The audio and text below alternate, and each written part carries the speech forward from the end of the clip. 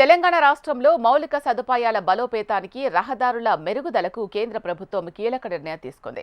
కేంద్ర ఉపరితల రవాణా శాఖ తమ 2025-26 వార్షిక కార్యాచరణ ప్రణాళికలో భాగంగా తెలంగాణకు 4,872 కోట్ల భారీ నిధులు కేటాయించింది.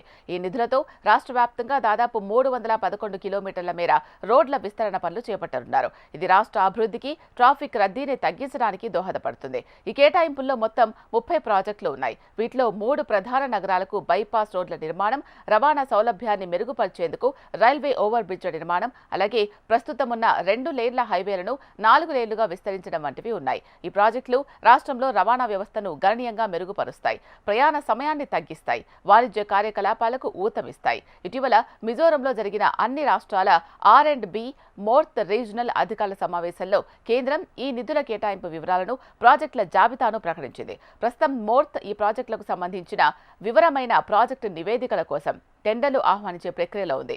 3 నెలల లోపు ఈ డిపిఆర్లు సిద్ధమైన తర్వాత రాష్ట్ర ప్రభుత్వం వాటిని కేంద్రానికి సమర్పిస్తుంది. అప్పుడే కేంద్రం నిధులను విడుదల చేస్తుందని అధికారులు వివరించారు.